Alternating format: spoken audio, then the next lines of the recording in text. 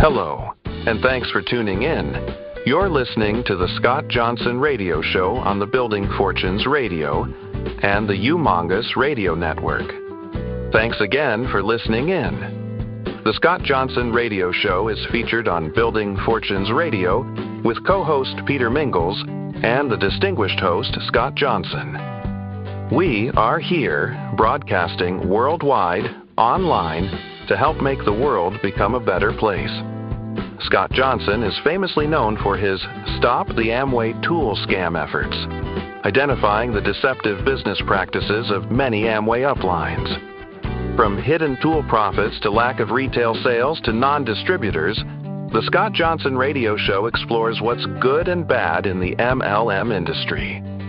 Scott welcomed guests and feedback from just about everyone in the MLM industry, with one absolute definite exception: the lying, social manipulating, YouTube begging, now denying, self-proclaimed previous drug seller, infamous anti-MLM troll, Marco Mokhyber, besides being sued by several MLM companies, including Primerica, always stupid Marco, is the one person who won't be on the Scott Johnson Radio Show.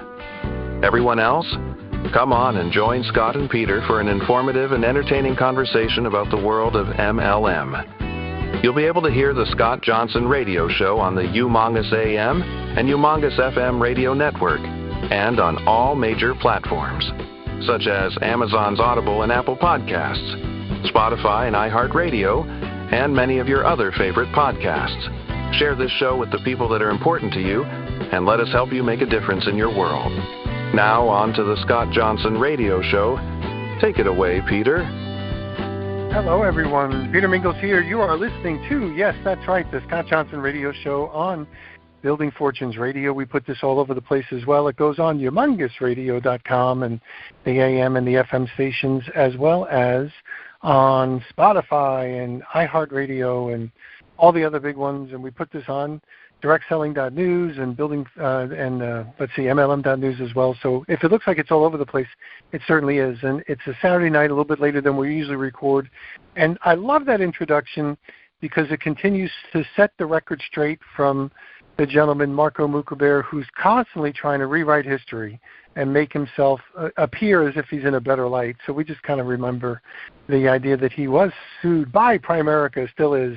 Same thing with Market America and even IM Academy as well. So he's had 3 lawsuits that are kind of defining his life right now. And we're going to talk about that and other things during this radio show as well. But this started with a conference call, or radio show rather, I did with Roger Van Vlissingen. Roger's a super-duper smart guy, but he's an anti-MLM guy, but he was smart about it. And he used to write for a website called seekingalpha.com, and they deal with publicly traded companies.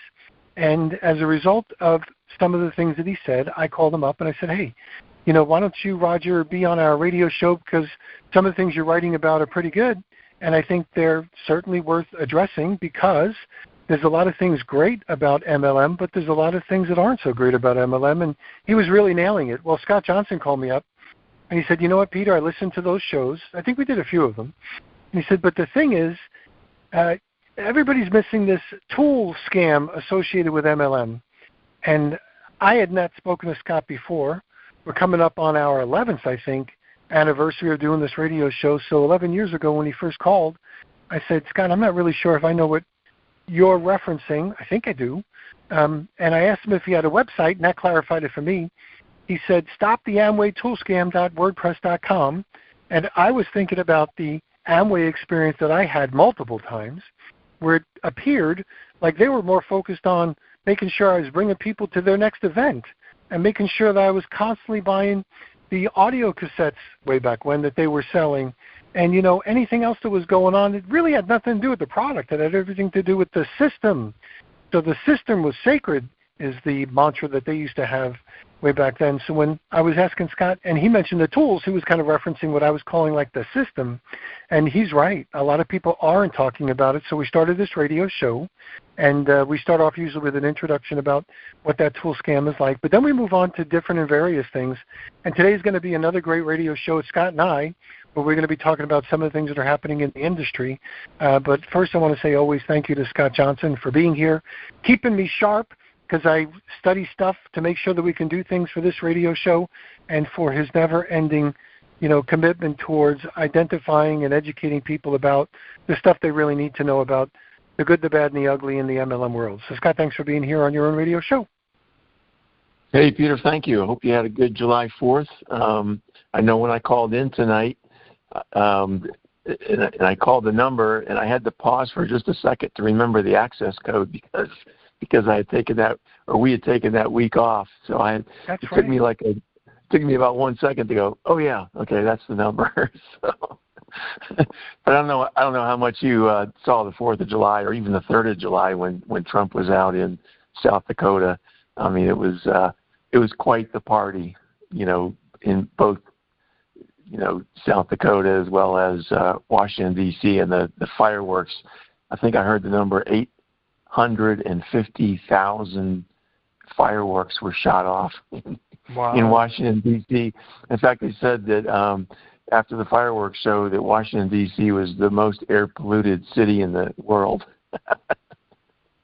So it only lasted for probably a few hours, but, all the libtard news made a big deal about that, of course. But it was quite the show. If you didn't see it, it was just, it was just a wall of fireworks that was constantly exploding in the air. I mean, they really outdid themselves. And I didn't see this part, but apparently Trump brought down a bunch of veterans, including World War II veterans, and they watched the whole thing from the World War II memorial that's out there in Washington, D.C., and one of the guys was 107 years old, obviously in a wheelchair, but it was just, the whole thing, was just one big celebration. And it's just fun. It's fun to watch the commentary because, all the libtard commentary was, well, Trump made it all about himself. And I'm like, no, he actually made it about the veterans.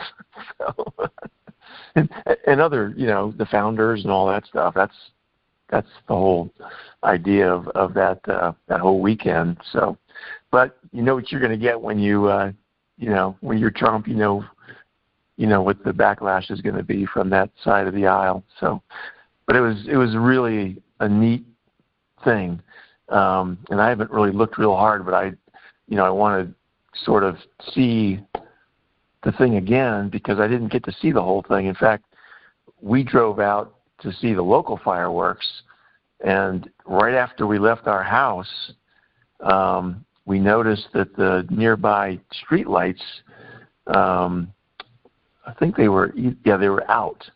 They weren't even flashing, and so we got on our phones and everything, and quickly found out that the power was out.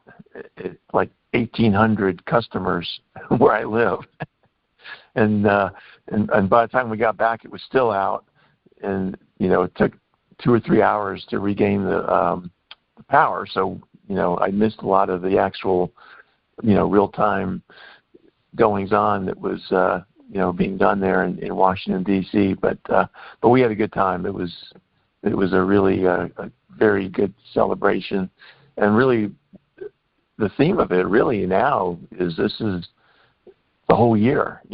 July 4th was just sort of the kickoff because July 4th was really the beginning of our independence. It was not the end of it. It was our declaration, and we had to fight for it. So they're going to apparently, keep talking about this for an entire year. So it'll be interesting to see, where that goes. But anyway, I'll stop there and let you make any July 4th comments. Yeah. No, we're good.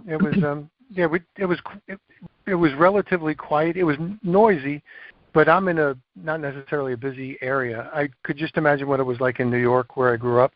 When we went, when I went to visit my mom in New York in 2021, that was the first July where people were quote unquote allowed out after COVID, and it was like a friggin' war zone. I'm telling you, I've never seen it like that before. If I could just imagine what it was like for for 250 years, it probably was just as crazy. Yeah, and there was a lot going on in New York City Harbor too. They had what they call the tall ships, the sailing ships. Sure. I think they had like 50 of them from all over the world. Right, this wasn't just the United States. There was ships from around the world, and they also had massive flyovers of all kinds of aircraft. In fact, the first aircraft that went across, let's see, I'm trying to remember what they said. The first one was from France because, they helped us out in the revolution. We probably wouldn't have been able to do what we did without France. Unfortunately, they've been less than stellar since, but, you have to give them credit for, and really, they really wanted to beat England as much as they wanted to help us. So it wasn't all pure, a pure motivation that France had, but they did help us. There's no doubt. And then the last aircraft, I believe, was from England, because now they are, our friends, even though they didn't do much to help Trump over there in Iran recently. But I mean, they just had all kinds of aircraft, just one wave after another. And then also all the other military, warships that were in the harbor. And it was a big attraction from the standpoint that, people could actually tour the ships. They could, come on board and walk around, talk to the sailors, and just because most people don't usually get that kind of an experience in life. So it was really a big deal in New York City as well. Major deal. So anyway, it was a fun time, and I'll have to try to find some recordings of all of that. I'm sure they're online somewhere, to view. So anyway, we'll get back to MLM here, and I what I'd like to do, because we normally start this show off with talking about the big ideas, because I've said many times on this show, if MLM is done right, I think it's a brilliant business model. But if it's not being done right, it's really a bad one. And I don't just say good, bad, and don't explain it. I have very specific criteria. In fact, if you go to that website, actually, if you go to my Facebook page, that's a better place to go. If you go to facebook.com/StopTheAmwayToolScam, that's all one word, facebook.com/StopTheAmwayToolScam, you'll see at the top of the page, if you just read that, that's kind of an overview of the two major problems that I see with MLMs. And you mentioned the first one, actually the introduction, which is brilliant, by the way. If I'm not smiling at the beginning of the show, and I usually am, I am by the end of that intro. Yes. It is outstanding. It is outstanding. But if you just go there and read that top part, what it explains is there's two major issues. One is the tool scam that you mentioned, and what that is in Amway particularly, it happens in other MLMs too, not all of them, but it's the upline that charge for various things, and what the intent of it is to train and motivate their downline. At least that's what they tell them, and I think actually the tools, as you say, or the system, because I've heard both those terms when I was in for several years, so I really know what I'm talking about here. What they do is they sell tickets for meetings, they sell books, they sell recordings, phone apps, voicemail, and just all kinds of different things. And the problem is not that they're making a bunch of money from it, and they are. The problem is that they don't talk about making a bunch of money from it. And so to me, that's RICO fraud. It's at least business fraud, because if you're not being truthful about the business model, it's fraud. It's business fraud. And all they do is tell the Amway side of it, but not the tool side of it. And that's what makes the Amway tool scam a scam, is the hidden profits that they just don't want to talk about. And, that's the big problem with Amway. Now, the second problem, and Amway has this, is the lack of retail sales. And when we say retail sales, we're talking about customers, people who are also not distributors. They call them IBOs, independent business owners in Amway now. But if you don't have those customers, then you really don't have free market demand. And the distributors are not free market demand because they're being told things like, if you work hard enough and long enough, you'll get filthy rich. If you want to get to where I am, you have to do what I did. I bought the tools. I bought the products. You hear these things, and you realize distributors or IBOs are not free market demand because they have this additional incentive to buy the products, the overpriced products. And I think that's true in most, if not all, MLMs. And my real basic thesis is you really can't sell overpriced products on a large scale to customers. It just can't be done, particularly in this day and age where there's so many people, because of inflation, that just lack the money for essentials, let alone extras. So, that's really the definition of an illegal pyramid. When you don't have very many or any retail sales, then you have an illegal pyramid. And if people would want to do some research on that, there's a company called BINT, B-I-N-T. It stood for Blessings in No Time, and we've talked about this the last couple shows. But a couple was just recently sentenced in federal court, so they're going to be serving most of the sentence for 40 years each, a man and wife, man and woman, husband and wife. So, they're going to be in prison now for probably 37, 38 years. And that's if they have good behavior, right? This is not state court or state prison where you can get out after a third or a fourth of your sentence. They're going to serve most of this time. And so what they had was a gifting scheme where there's no products. You just pay money in. If you get a bunch of people under you to pay money in, then you get a payoff at the end when you get enough people under you. And really, MLM is the same thing.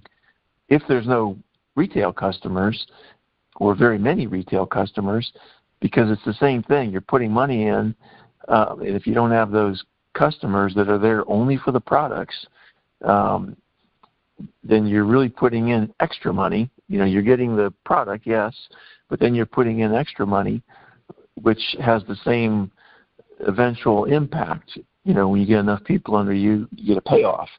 Now, in a gifting scheme, it's a one-time payoff, whereas with MLM, it's ongoing, which kind of makes it worse.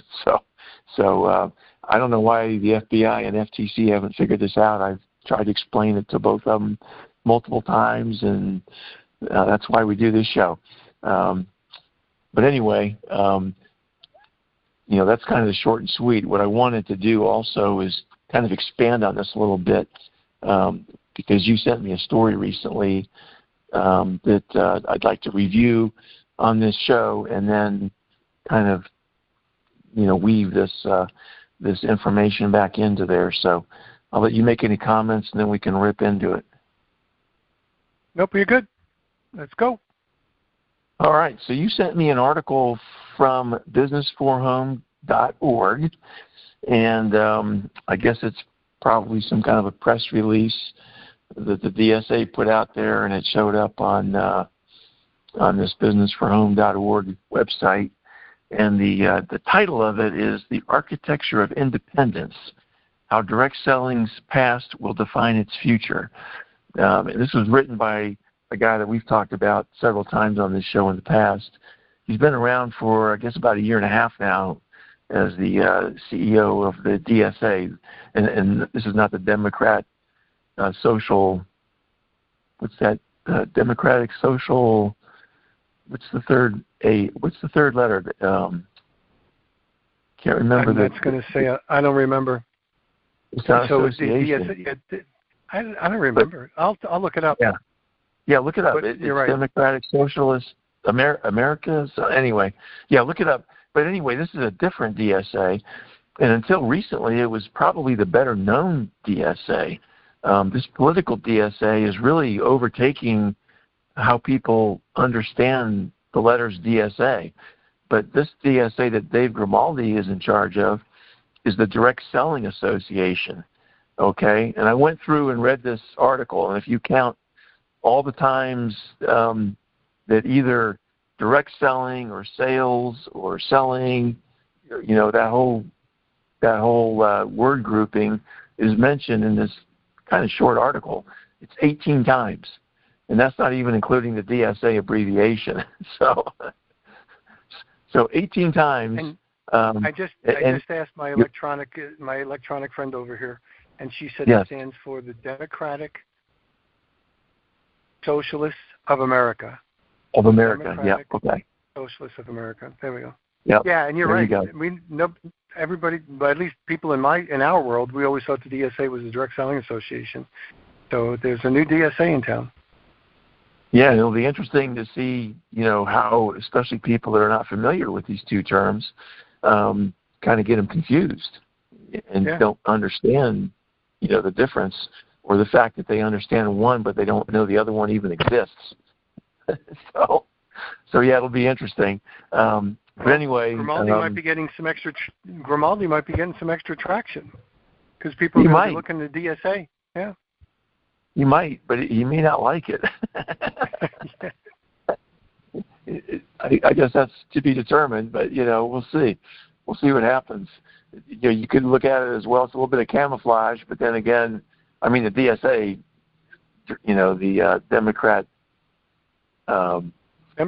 Socialists of America, they're really communists. I mean, let's be real clear here. This is a communist organization. There's nowhere that true socialism has ever worked. I know I come across people sometimes on social media and they go, well, how about like Norway or Sweden? And my comeback to them is always, well, look, those people don't spend hardly any money towards the defense of their own country because we do. You know, we defend pretty much the whole world against the commies.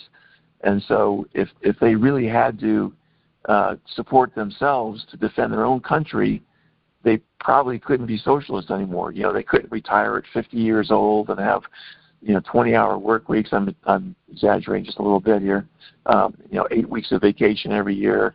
They couldn't do all those things. And you know, quote unquote free medical, all those kinds of things that they claim is great about socialism, but it's only because they're being propped up by the United States of America. That's the only reason they can make that work. So anyway, I'll get off that little political soapbox. So anyway, what I want to do is kind of go through this article that Dave wrote, and just sort of poke holes in it because it's full of just incorrect information. And I'll just start reading and then stop when I want to make a comment.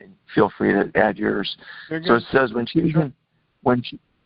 choosing to start your direct selling business, you likely did it for one primary reason: the ability to build something on your own terms. Now, at least I'll give him credit for this. He is actually focusing this towards business, because a lot of times what you'll hear from MLMs and Amway in particular is, well, look at all the personal development you're getting out of this.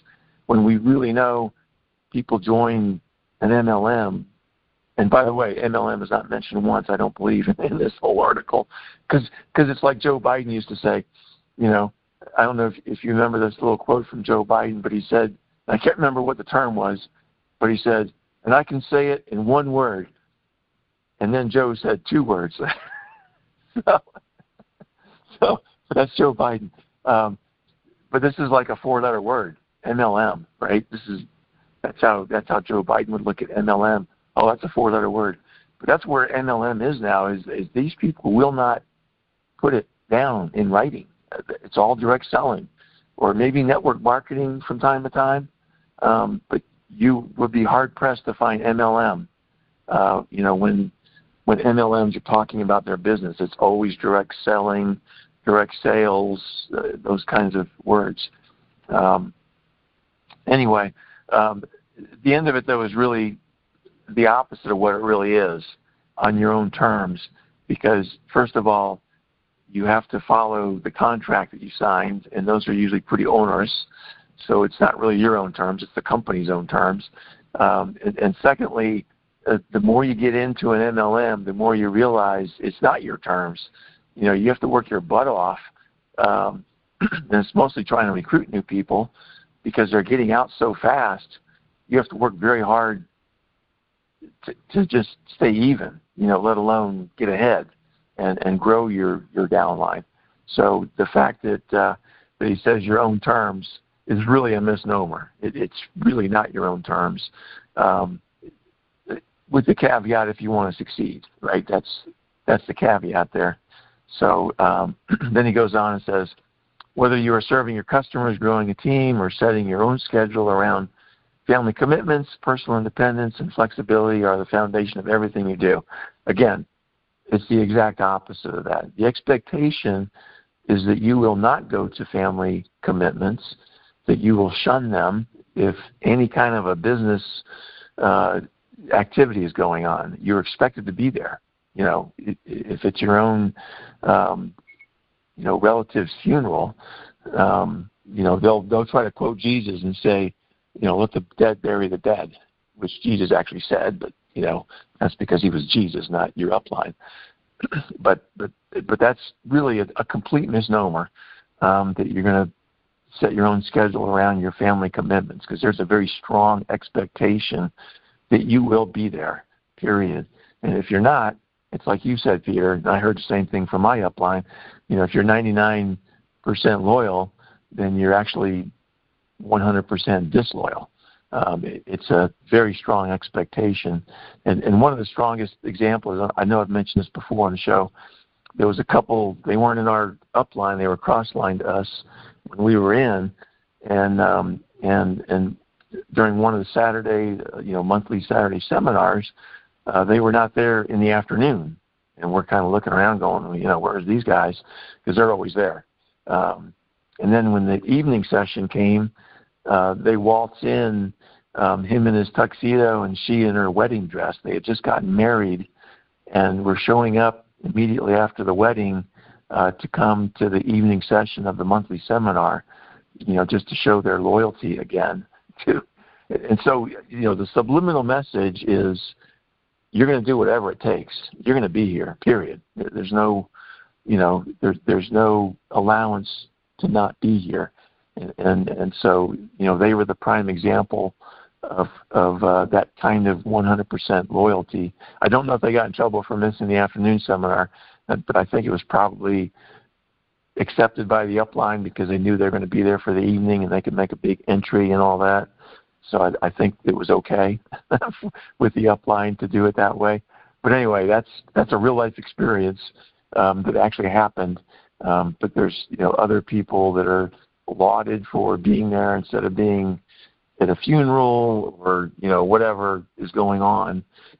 If they're not there, then they're held up as an example of this loyalty, and that just puts the idea in everybody's mind. Oh, gee, I better be here then. That's just kind of the known expectation. So I'll stop there and let you comment. No, well, we've spoken before about this a lot in Amway, is the idea of this loyalty thing, like you said a little bit earlier, that I recognize too. 90% or 99% loyal is 100% disloyal, and the cult-like following of, hey, you can't even miss a meeting because of your wedding, is a little bit over the top. I mean, we've had people, that we've heard of on the radio show that haven't been to funerals, haven't gone to people's hospitals. They've bypassed birthdays, all the other events, just because the next meeting is the most important one and you have to be there. So commitment and cultish behaviors, there's a little bit of a difference. And I think sometimes people are having a hard time differentiating the two. And that's what gives MLM the bad name, So I get it, and thanks for bringing that up. Yeah, they always say something like, there might be that one nugget that you need to hear, on this next meeting, and that's why you need to be there, because that might be the one thing that you need to hear personally, to get all fired up and go build your business, as they say. So yeah, it's very very psychological. Let's talk about it like that. So I'll move on here. The next paragraph says, direct selling is a definitive chapter in the story of American entrepreneurship, generating $34.7 billion in annual retail sales, according to the Direct Selling Education Foundation.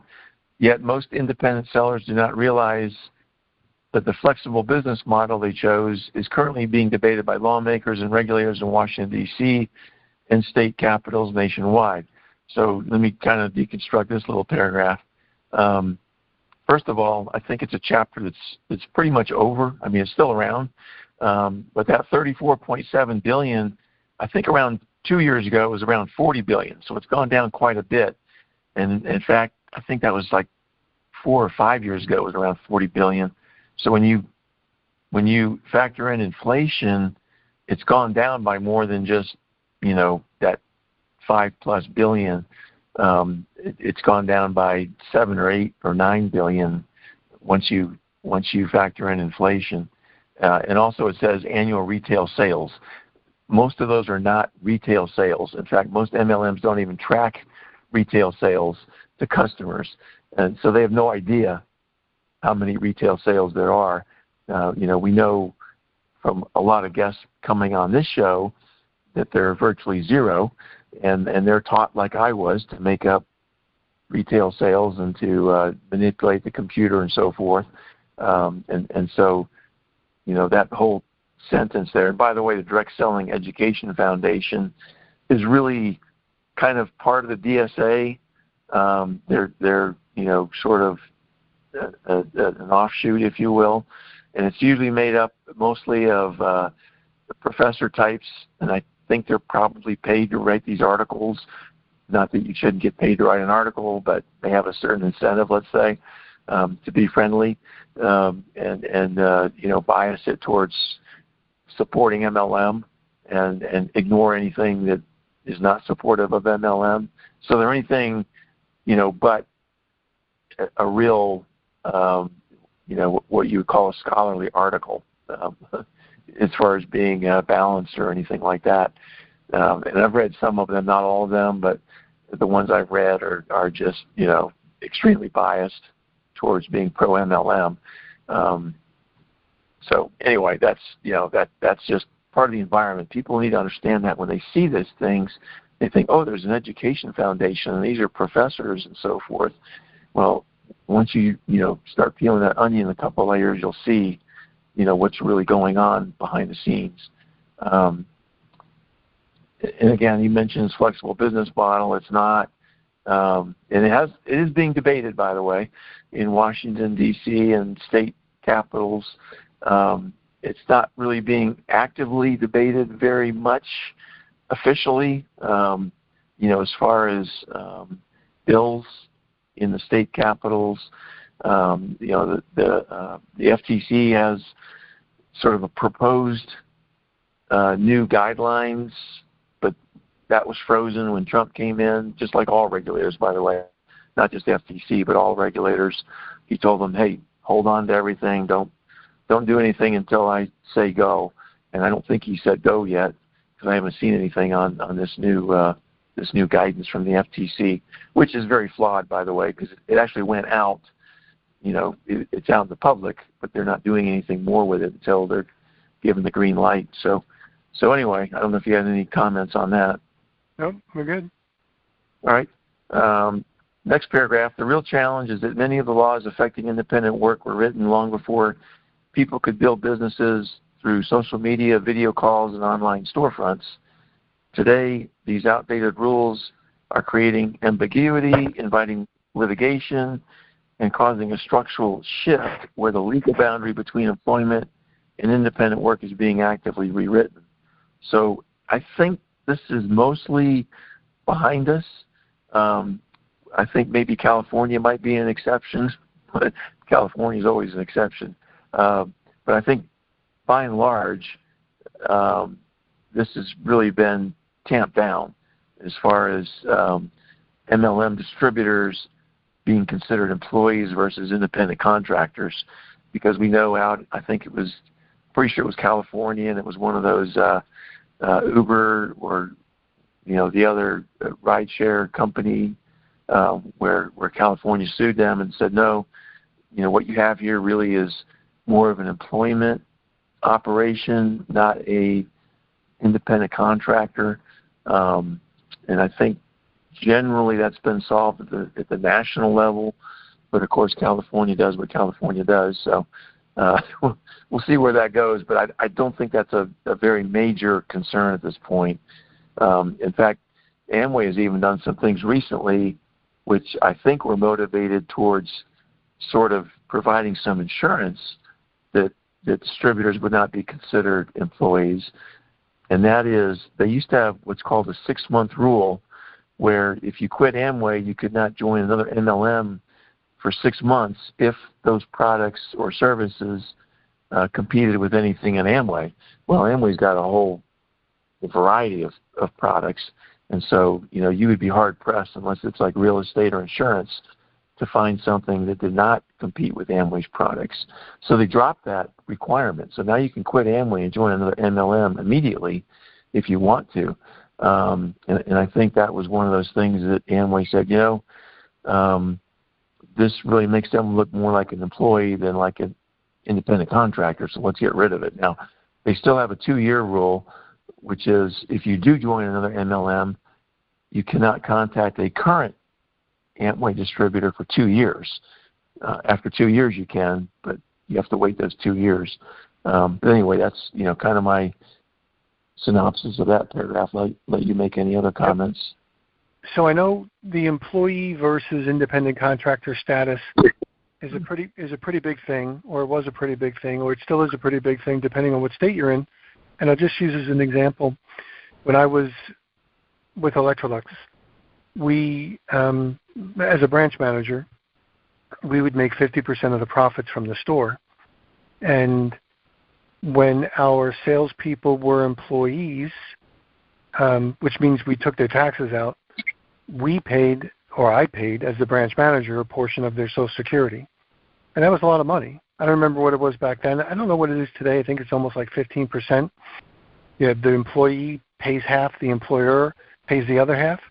So we were paying, if it was 15% or 12%, let's just say 12, I was paying 6% of that out of my profits. So the reality is that there was a big difference if somebody was an employee, even if they weren't on an hourly wage for tax purposes. So when Electrolux made them independent contractors, well, guess what? We still said you still got to be at especially the people that were in the management training program, still have to be at a morning meeting at a certain time, still have to do this type of thing. We really treated them still like employees. It's just for tax purposes, we let the person be the independent contractor. Now, the pluses and the minuses of that were pretty big. If people quit right away, it didn't matter because they didn't make any money. But if people stayed and they didn't save for their taxes, that was a big burden. So you could have a great employee be in trouble with the IRS after a year if he made $35,000 or $50,000 or whatever and didn't put aside some stuff because he was paying the 15%, not necessarily the 6%, as an employee. So those are big issues. Well, fast forward, a million years. I have friends that are still in that same direct sales company, although it's changed names and formats several times. But guess what? In the state of Illinois, if they want to hire somebody, they hire them as an employee, not as an independent contractor. And as an employee, they're given minimum wage. And that's tough, especially if somebody's, not able to close a sale, not willing to do the work. So it really has become where my friend basically says, unless it's an exceptional situation, I don't take chances with people anymore because that employer and employee relationship as opposed to an independent contractor relationship really does make it more of a liability for me. So it's still there in Illinois. It might still be there in California. But, if you give the regulators a chance to regulate anything, they'll plug it in there. And I think that would be devastating for MLM if the people change to be employees instead of independent contractors.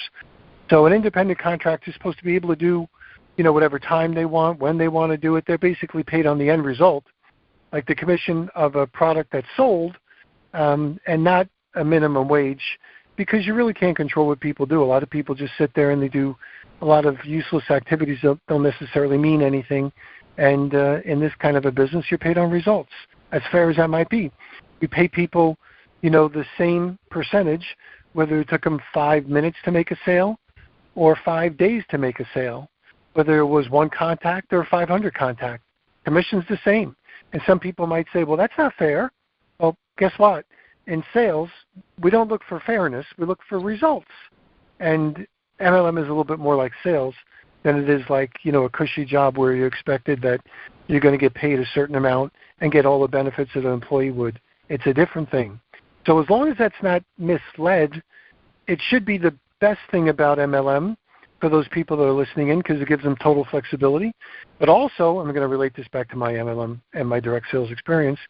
When I talked to my manager, Joe, about, Joe, like, what's my potential here, or how do I get paid? He said, Peter, you're going to be paid and promoted based on your performance. If you do well, you make a lot of money. If you don't do well, you won't make a lot of money. And you'll be advanced in rank or promotion or title based on your performance, not on brown-nosing anybody, not on, just basic goodwill, although you'd expect to be a good person, ethical and all that sort of stuff, but you're paid and promoted based on performance. And also that meant you could be paid and promoted way above average, no limit, if you will, based on your performance and as far as your rank advancement. So when done well, direct sales, one of the best professions. MLM could be one of the best professions when done well. But we speak on this one about how it's done not well and poorly very often. But Grimaldi, he talks about people in reference to, like, you have your chance to be able to run your own business. You're really not running your own business in the sense of you've got the total business thing. You're kind of running a partial business, because if in the contract you could be fired at any time for any reason, without any notice, for no cause, it's really not your own business. Now, the IRS treats it like a business, so you can write expenses against it, but you also have to really think about it. Is it your business? And it is a business, but it may not be your business, because if it could be taken away from you, it's really not yours. And we did that radio show with Bill Newton a long time ago, and Scott, he's the Amway distributor who went through the tools business and wound up getting kicked out or fired or quit or whatever. But if you look for Bill Newton in the Building Fortunes radio platform, you'll hear how Bill really tears this conversation up. Who really owns your business? And what constitutional rights are you giving up when you join an MLM company? So it's certainly worth listening to. So back to you, Scott. Yeah, I'll take a little bit of a tangent here, because you mentioned something that I've been thinking about for a while, and it just hadn't popped into my mind. When you were talking about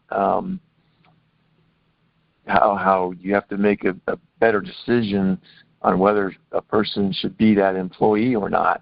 And we've talked about the Delaware bill, which is now defunct, by the way, because they're going to have to start a new one this next year if they want to try to get it passed, through their legislature.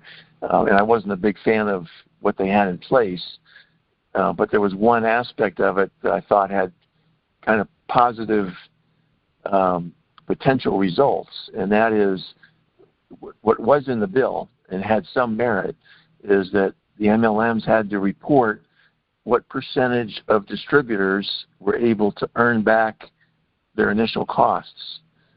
So that would include things like, the cost that it took to join, perhaps even a monthly fee, as well as any, starter kit products, that kind of, actually, it didn't define these things. I'm just sort of making that up because that was the downside of the bill, was it wasn't really specific on what counted as, the initial investment.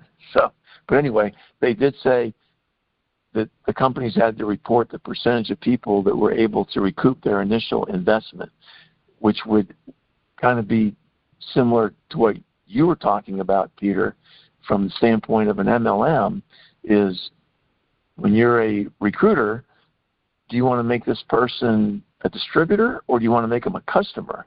Because if it looks like they're not going to take it seriously and put effort into it, that they're going to hurt that percentage, right? Because they're not going to recover their initial investment, and therefore you're going to be more careful and maybe talk them into being a customer versus a distributor until they show that they're more serious about being a distributor. So that, I think, does have some potential upside to it, by having that in place. But it was very nebulous, so it wasn't really, a well-written rule. But it did have that sort of potential benefit that you would have to think, gee, do I really want to make this person a distributor? Because at the end of the year or whatever, they're going to have to report, or the company's going to have to report whether or not they earn their initial investment back. And since most people don't, then that's going to hurt your percentage, and it's going to, show up as not good, on the company. If they had a very low percentage of people that were getting their initial investment back. So anyway, that kind of is a little bit related to what you were saying. I just wanted to kind of get that out there because I thought there was some benefit in that bill, even though it didn't touch retail sales and tool scams at all. But there you go. Anything more on that? Nope. Good stuff.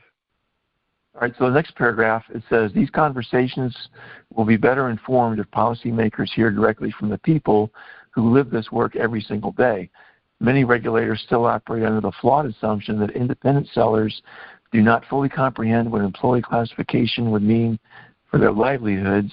That assumption can only be corrected when they hear the real unvarnished stories. So, again, this is propaganda. It's actually, that's only kind of half critical. And the DSA, is the lobbyist for the MLM industry. So they have to pump them up. But you'd be hard pressed to actually find people that live this every single day, because most people don't put much effort into it, even in a month. So they're going to cherry pick. They're going to find people that work really hard, make some money, maybe make a lot of money, especially in the case of Amway with the tool scam, and they're going to make the whole industry look shiny, bright, and good. But they're not going to be putting people on that basically don't do much. And so it's going to be an unbalanced, biased type of feedback, but that's what they're doing. And I'll go ahead and do the next paragraph. It kind of ties into this. It says, that is why the Direct Selling Association launched and this is in bold, America at 250 Direct Selling an All-American Story, unbold initiative. We are building a living library of real distributor voices to show lawmakers exactly why the right to choose independence matters. So they're pulling all the heartstrings and patriotism that they can at this issue, and do what they do every September, which is only a couple months away now. They visit Washington, D.C. They go to several, I think numerous House of Representative offices, and these are all pre-arranged meetings with the representatives, and get them all cooked up on how great MLM is. They bring a bunch of corporate people there. They bring a bunch of probably high-level distributors, and talk about how wonderful MLM is, or I should say direct selling, because I'm sure they don't talk about MLM in those meetings either. Again, get a very biased view of what's really going on, in the industry. And I've always had a problem, with the income disclosure statements, because they include everybody that joined, no matter how hard they worked, how long they were in. And to me, that's not a good income disclosure statement, because the people that get in and don't do anything, or they do very little before they quit, it's just not a good measure of the real opportunity. and unfortunately, that's what most MLMs do with their income disclosure statements. Now, on the other side, they also don't disclose the tool scam income, which, kind of goes the other way. But again, if you want to be honest and so forth, which is what Dave Grimaldi is claiming he wants to do, then you would include all of those things. So anyway, I'll stop there and let you make some more comments. No, I think I think Grimaldi is trying to do the best he possibly can. I've spoken to him several times personally. I think he's a good man, hard worker, in a tough spot, because he's got to defend some things that aren't defendable, if you know what I mean, relative to a lot of the stuff that happens in the MLM. So he's trying to thread that needle, and he's trying to also handle big companies, small companies. But the overall problem, I think, in this industry is an education problem. So it's education and strong management and strong ethical issues.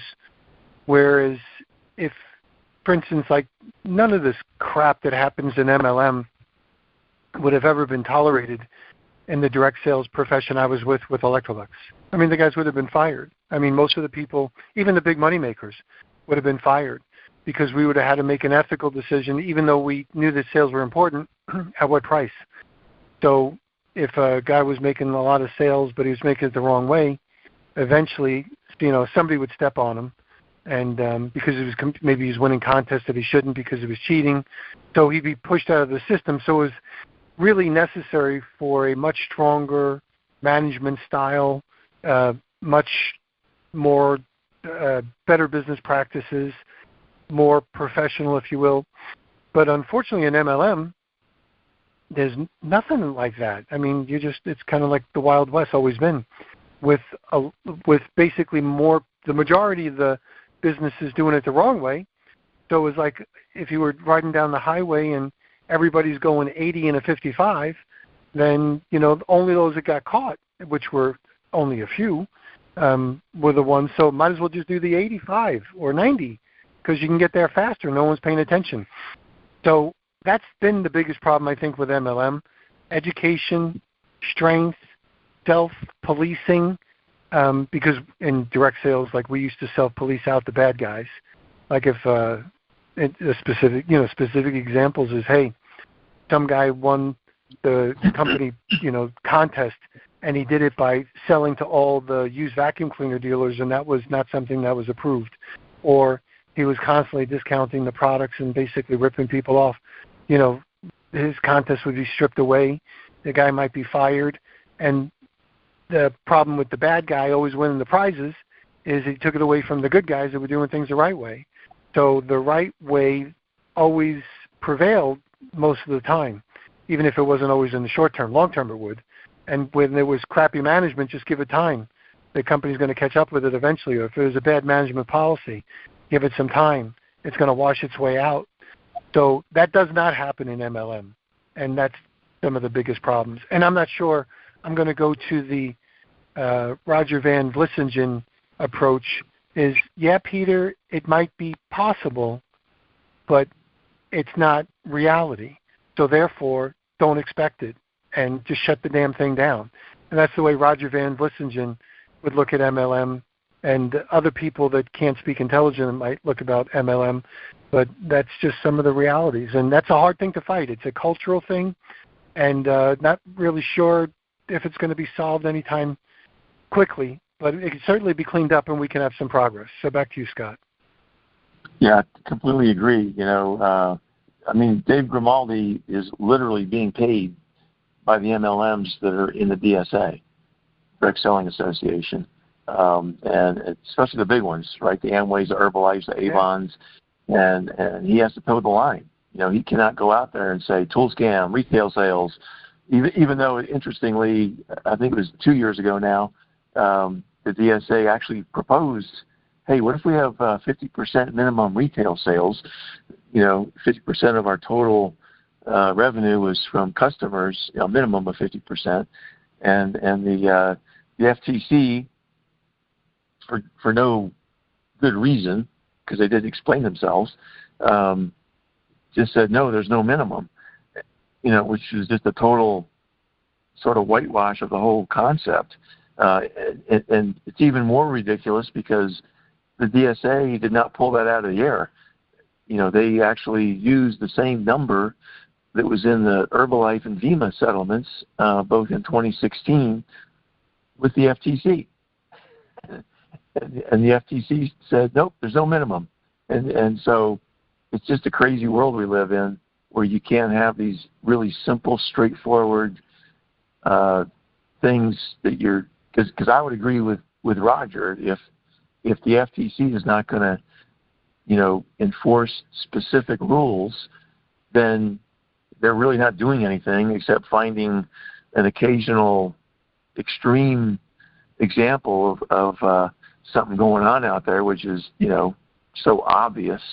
And then they're patting themselves on the back like, look at us, what a great deal we're doing, when all they're doing is finding an occasional extreme example, and yet most MLMs are behaving the same way. It's just not as extreme, but it's still way bad. But yeah, that's the world we live in. So anyway, the last paragraph here, it says, we, the DSA, we are calling on all direct selling companies and field leaders to activate their networks today. Do not let silence allow regulators to vote away your choices. If you chose independence over traditional employment, lawmakers need to hear why. Capture your video, share your story. There's a link there where you can actually share your story, and submit your testimonial today to secure the next chapter of your business.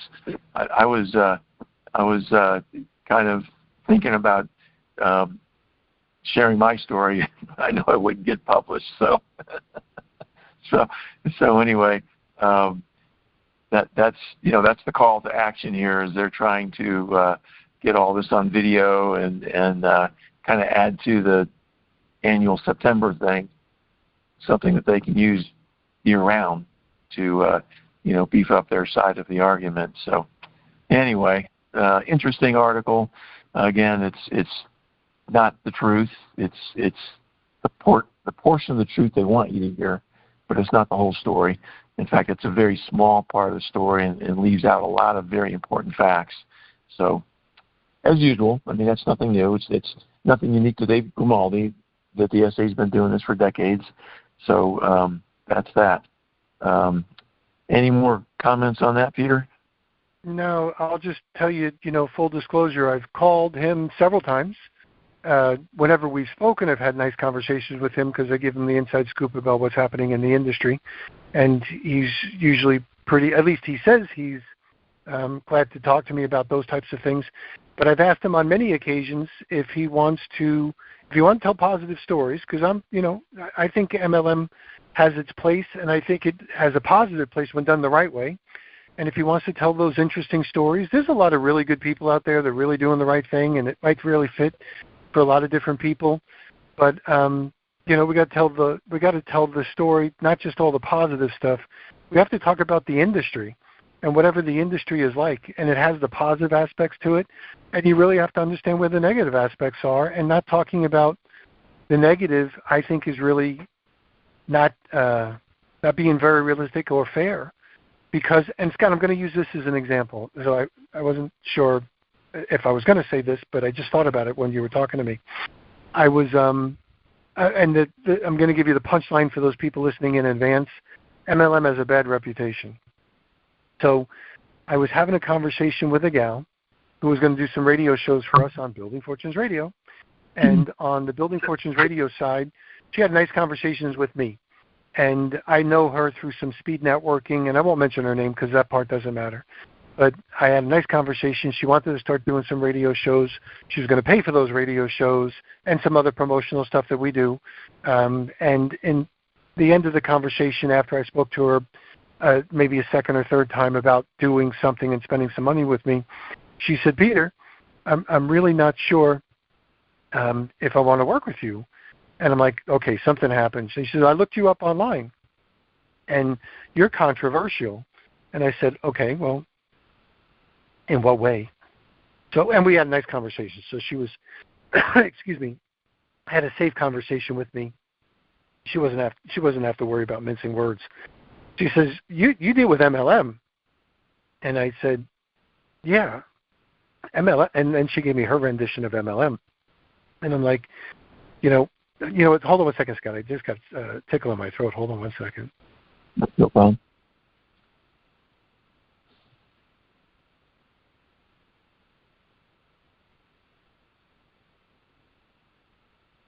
Sorry. So she said, yep, yeah, there we go. Yep. So she said, you deal with MLM companies. And I'm like, I said to myself, son of a gun. Just because my name is associated with MLM, that's bad. And all the great things that she has heard about me and worked with, heard about other people that worked with me before, kind of got sidetracked for a minute. By the way, she's doing radio shows with us now. But kind of got sidetracked for a minute because of her perception of MLM. And I said, well, did they say anything bad about me? No, I didn't say anything bad about you, Peter. She says, most people speak highly of you, like everybody that she knows. And by the way, my friend Dan one time, he was my branch manager when I took over him in Illinois. He was a branch manager for me. And he said to me, and I'm switching subjects, so I'm just kind of just making a point here. He said, I don't know if I'm going to have a hard time working with you, Peter, or not. I said, really? He says, yeah. And I said, well, who did you talk to? I said, did you talk to people I promoted, or did you talk to people I fired? And he said, well, there was a couple of guys that you fired that didn't like you. And I'm like, well, Dan, I pay and promote people just like I was, based on performance. Stay with sales. If they're doing things the right way, they'll be, developed and promoted. If they're screwing up, I'm not afraid to do what I have to do and either retrain or replace. He said, you're right. And by the way, he's like one of my closest friends now. But when I was thinking about this gal, going back to my, being associated with MLM, I said, well, if you spoke to somebody that I'm attacking, let's use Marco Mukaber or any of the goons out there, they probably say not so nice things about me. And that would be expected. So if you're going to live on the internet, people are going to speak about you, and you got to watch the sources. Because if it's Marco Mukaber or if it's any of the goons that associated with those people, many of those are either misguided or just liars or just stupid people or just have differences of opinions. They might fall into any or all of those things. But I think what Grimaldi's got a hard time fighting is decades of a bad reputation, and he's going to have to do a lot. And he won't be able to do it alone. And it might be possible if the industry buckles up, does things the right way, purges out the bad guys, sends more people to jail or fined. We have the Eric Worres of the world that was fined $1 million. Let's pronounce that. But by the way, that still hasn't been announced on businessforhome.org. It has still not been there. So shame on you, Business for Home. You print all the other people that sometimes get nailed or different things, and they're still promoting the people that got fined by the receiver associated with Trader's Domain, not fined, but their ill-gotten gains replaced. But until the industry is really willing to have the both sides of the coin story, it's always going to struggle. So having said that, Scott, I talked too much already. No, that's all good stuff, Peter. And I guess you led me right into the next thing I wanted to talk about, which is our favorite guy, Marco. Marco Mukaber. Well, Marco did it again. He did a video yesterday. I haven't actually been watching a lot of his stuff because he's just so stupid. I can feel brain cells dying, right? But yesterday I had some time. I thought, let me see if Marco's doing something. And he is. He always is. And it's always stupid. So the title of his video is Good Guy, Evil World. So, of course, he's referring to himself, good guy, and he's in an evil world, right? And there's a woman that used to do MLM stuff. I think she's kind of quit that or quit most of it, done other sort of genres of videos. And I think it's something like Cruel World, Happy Mind is her tagline, for her channel. And I don't know if Marco stole this. He probably did because he's stupid, and he can't really come up with a original thought. But it's kind of confusing too, because if you look at the thumbnail of this thing, it's got half of the or 2/3 of the thumbnail is a picture of a bunch of wolves feasting on one lamb in the middle, and he has the tag me on not only the lamb in the middle, but all the wolves that are attacking it. So I don't even know what that means. When you first glance at it, you go, oh, he must be the innocent little lamb, and all the wolves is the evil world that are gnawing on him. But every single one of them is labeled me. So, but he's always stupid, so it kind of doesn't make sense if you put yourself in that mindset. But anyway, the main thing that I noticed on this video is at around the 52-minute mark, he's talking about something, and then all of a sudden he sort of turns to a different topic, and he goes, "Oh, by the way, this Scott Johnson guy." I think he had just been talking about how much stress he was under. And I don't know if you listened to this part, Peter, but he was talking about how his left eye twitches and he can't really control it. I fully enjoyed that portion. So he has this nervous twitch in his left eye, which, by the way, one of his goons, his followers, told him in the comments, try taking some magnesium and help me because I had something similar. So, so we'll see if Marco has 2 nickels to rub together to buy a magnesium supplement to try to stop the twitching in his left eye. But anyway. Well, he was talking about this guy Norm Finkelstein, if I'm not mistaken. Yes.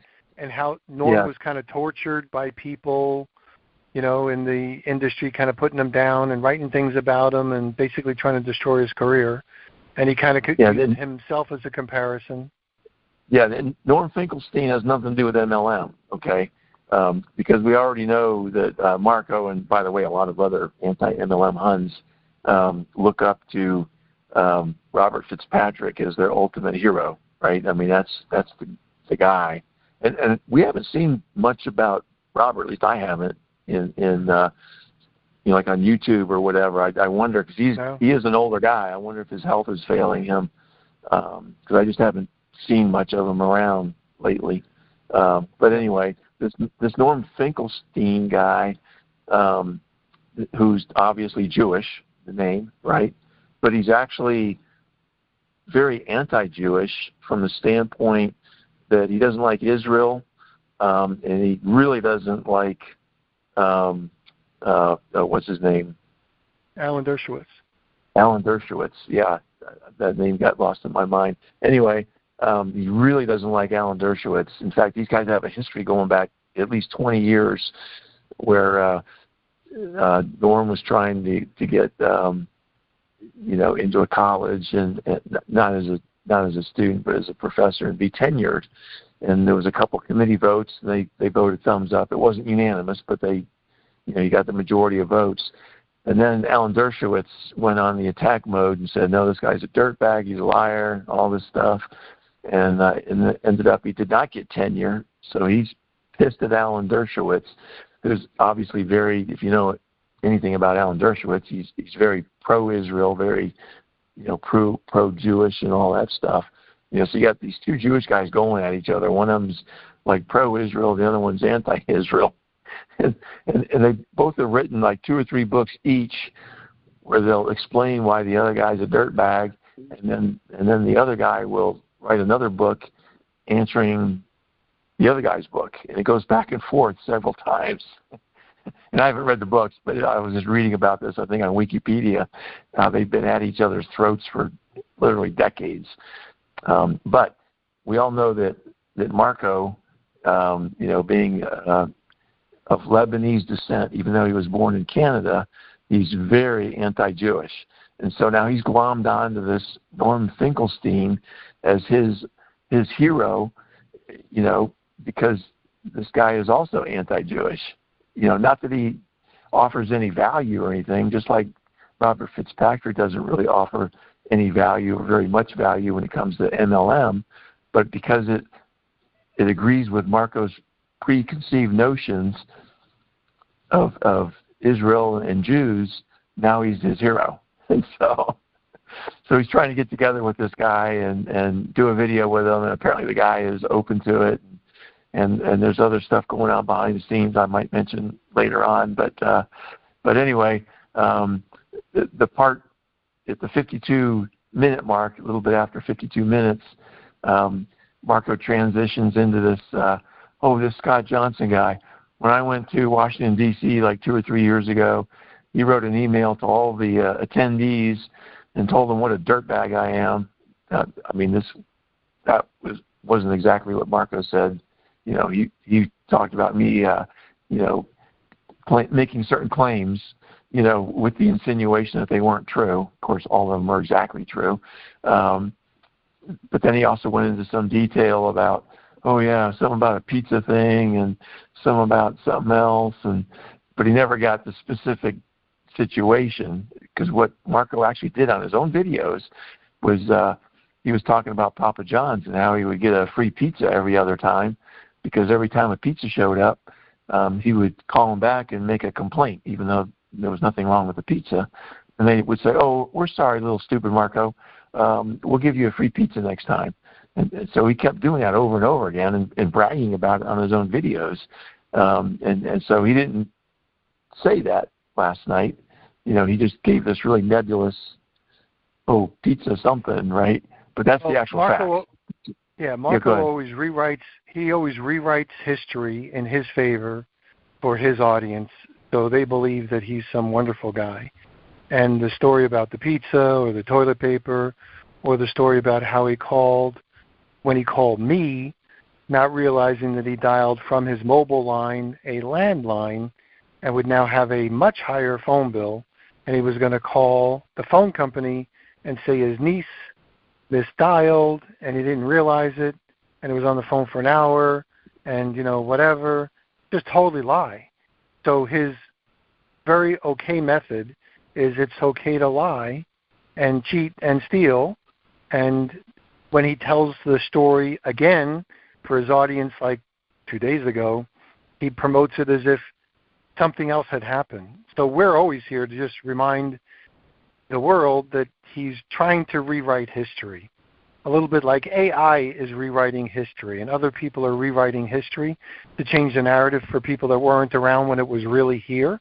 But that's not, all those things that you're saying, Scott, are, the truth. You never needed to.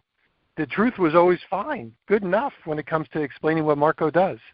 And when you wrote to those people, I thought that was just brilliant, and I just love that. And they obviously have not invited Marco back, so it obviously was effective. And I don't mind you telling the story that he told about the airport, because I'm going to keep smiling as you tell that story. Yeah, that's where he was kind of held up at the airport coming in from Canada, flying into Washington, D.C., where he was stopped and questioned by one of the customs guys. And as he was leaving, stupidly, he turned to the custom guy and said, "Hey, by the way, did some guy by the name of Scott Johnson give you, any information or whatever?" And the custom guy's response was, "Well, we have a form. If you'd like to fill it out, you can just, fill it out, and you can submit your complaint or whatever, your feedback in writing." And then Marco came up with the lame excuse of that it was in French, which I doubt that it was only in French. There was probably, a French side. You turn it over, it's an English side, because Canada's a dual language country. But he pretended like it was all French, and he couldn't do it or didn't want to do it, whatever. but yeah, that was. And by the way, I did not copy him on that email. I just sent it to all of the attendees that I could find emails, online, and I'm sure that more than one of them forwarded it to him. That's how he knew about the email. But yeah, I mean, the guy is just so stupid. It's just amazing, and he just glossed over that, right? He glossed over that yesterday, but that's the whole story as far as what happened. In fact, I think that video that he tells, the original video where he was stopped at the airport and almost didn't get in the country, is still up. You can watch it. That's how stupid the guy is. Now I have a copy of it, so it doesn't matter if he takes it down if anyone wants to see it. Just like I have a copy of the video where he's bragging. This is on his own channel. He's bragging about being a cocaine dealer, and then a couple years later, he's interviewing a guy that I had prepped for Marco's channel, and he talks about Marco being a cocaine dealer, and Marco denied it like 3 times, I think it was. He just kept denying it, and the guest even said, well, even a low-level cocaine dealer, you weren't a big guy, and Marco even denied that. So he's not only a cocaine dealer, he's a liar. Of course, if you're a cocaine dealer, you're kind of a liar already because you're doing something that's very dishonest, and you're kind of lying as a foundation. So not a surprise. So yeah, it's just an amazing thing that he does, trying to twist the truth. Like you say, he reinvents the story, he reinvents himself. And unfortunately, most of his current followers have only been following him for a little while, so they don't know all this history. In fact, most of the people that used to follow him, I don't even see them on his live shows much anymore. There's very few of them from, let's say, 2 or 3 years ago that are even showing up and making comments. It's all new people, Peter. So, yep. These people think that he really is, as the title of his video is, Good Guy, Evil World. They think he's a good guy and there's an evil world because he's complaining about MLM, but complaining about all the wrong stuff. But again, he's always stupid, so it kind of fits the narrative there. But anyway, it's just really entertaining to watch this guy step all over himself and just make a fool out of himself. And he's fooling a lot of people, because he gets a lot of accolades in his comments. Oh, you're just the greatest guy. You're fighting the fight, the good fight, and all these things. And it's just an amazing thing. Anyway, I'll stop there, Peter. I think that's pretty much. Isn't that pretty much our hour and a half that we try to stick to here? Yep. We're just about there. Now, if you wanted to cover any stories, that's fine, but I think we covered most of it. Yeah, I'll cover one story just because it's just another example that we've seen. There's a brand new story here that just popped up. Let me just do a couple of them here because there's a brand new one here. I like to cover these that have meaningful results. It's actually a July 12th, 2026 story because these guys are in Taiwan, and it's already the 12th over there, not the 11th still, like it is here. Chandran and Lee sentenced to prison in Mike G. deal case. That's the headline. So let's see. One of them got just over 11 years. The other one got 3 years. So yeah, pretty good sentences there for those guys. I haven't read the story. They have to pay back a lot of money. So Mike G was one of those guys. Mike G was one of those guys, a little bit like Ash Musfarif from On Passive, constantly promising the world and delivering nothing but collecting money. Constantly collecting money but never delivering anything. Went on for a really long time. And for the gullible people out there, they bought in and they gave him his money, and I guess these other 2 guys were right behind the scenes. Well, Mike G got arrested, pled guilty. I think he's 75, in jail for 6 years. These other guys, I think the Indian guy, Chandra, I think he's Indian, got 11 years, and the other gentleman got 3 years. And the most important part is they have to pay back the money. So, and it's obviously a lot. They don't have it, and who knows where it goes. But this is one a serial scammer that finally got caught. It's just a shame that it took until 675. So he scammed a lot of people over a lot of different deals. And these other two guys are now off the table, which is good. So in this regard, there's 3 people that are no longer going to be able to scam other people. And, the world has a lot more to do, or the government has a lot more to take out. Yeah, and it sends a good message to the industry. Do you really want to take a chance of being in prison for 11 years or more? Right. That's a good message to send out to the public and to the general public to be careful of these deals that sound really good because, some of them are not. There was a forfeiture of almost $35 million for one of them and over $4 million for the other, and also a $21.7 million restitution. I think you add these things together, you're talking about $50 million that these guys probably do not have. They'll be in the same pickle as our friend Always Stupid Marco. By the way, he goes by Always Marco on YouTube, but we put the stupid in there because he is. But that's how you can find him if you want to look at his nonsense online. So that's not the one I was looking for, but that's a brand new one that just popped up. And the one I was thinking about is dated July 9th, 2026. The headline is Green Compass Terminates MLM Opportunity. I never heard of this company, I don't think. It's not a large one, I don't believe. But it's just another one of many now. I think we're well over a dozen, maybe a dozen and a half. And they're just the ones that we're aware of. There's probably others that, didn't make the news that have either gone out of business or changed their compensation plan, which I think this is the same company I was reading about, this Green Compass. They changed their compensation plan recently, and a lot of people left. And that sort of, was part of the downfall. And I don't think they changed the compensation plan in a good way. It was like some other companies have done over the last couple of years. They've actually made they've made the compensation plan less lucrative, and so that causes a certain percentage of people to leave, and therefore, they're bringing in less revenue.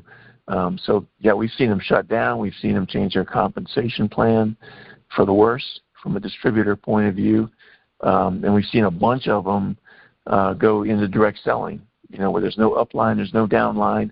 All you do is sell the products to customers. That's what real direct selling is, and that's why MLMs like to use the word direct selling, because it has that connotation like 18 times in Dave Grimaldi's short article, selling, sales. You implant that in someone's mind, and they just assume, well, there must be a lot of selling going on. There must be a lot of sales. This must be something I might be interested in, until you find out what's really going on. And so, that's the other story here that I wanted to put out there, was this one more bites the dust as far as being an MLM. And who knows how long they're going to be around as a direct selling company, because they'll probably go down quite a bit in revenue. Now you have to worry about, or they have to worry about, can they pay the bills? Can they still make a net profit by going direct selling? Because now you have to be a good salesperson to make money. You can't just be a good recruiter and have your downline buying the products and make money. And that's why these two business models are so distinctly different, and yet they try, I say they, the MLMs, the DSA, the people that are distributors, they like to intermix these terms, but these are very different business models. And that's one of the very unfortunate things that's going on. It has been going on for a while. So I'll stop there, Peter, let you make any comments, and we'll go from there. No, it's all good. So we'll be back next week. For those people that want to read more about this stuff, they can always go to your website, Scott. So can you give people your website one more time? Yes. If you go to facebook.com/Stop the Amway Tool Scam, that's all one word, Stop the Amway Tool Scam. And again, I encourage people to read that top banner, because that's really, the foundation of everything else that's on various websites that I have links there. I have my input to the FTC as the pinned story at the top. I've got videos, my YouTube channel. There's all kinds of information there that backs up, that top banner on my Facebook page. So, Peter, thanks again. I appreciate all you do for almost 11 years. I think the weekend after Labor Day, coming up in just a couple months now in September, that'll be our 11th year anniversary. Amazing. And we missed the one last week, but I think we had a good reason. 250 years of the most powerful country in the world. I remember when Trump was in China a few months ago, and they were bragging about, well, congratulations on your 250 coming up, but we've been around for 5,000 years, and trying to make a big deal of that. Well, they also have a lot larger population in the United States, and they've been around a lot longer, but they're a very distant second as far as GDP, their military capabilities, their economic power, and China's hurting right now, and all of that. They kind of left that out, that they were second, even having a 5,000 or almost 5,000 year head start in a much larger population. That speaks volumes of our system versus their system, and that's why we are the greatest country in the world, hands down, no doubt. So Peter, thank you again, and we'll see you next week. There we go. So stick around for our exit music. It's going to be interesting. Here we go. Wow! You've been listening to the Scott Johnson Radio Show on Building Fortunes Radio and the Humongous Radio Network. If you want to listen to this again or tune in to the other radio shows, you'll be able to hear the Scott Johnson Radio Show on the Humongous AM and Humongous FM Radio Network, and on all major platforms, such as Amazon's Audible and Apple Podcasts, Spotify and iHeartRadio, and on many of your favorite podcasts. Scott, Peter, and I are glad you listened in. Always. Stupid Marco Mukaiber probably listened in too, but since he's being sued by Primerica, and because he's a socially manipulating online troll with a diminishing YouTube subscriber base, he's on listen-only mode here on the Scott Johnson Radio Show. Share this show with the people that are important to you. Thanks again for listening in, and go make the world a better place.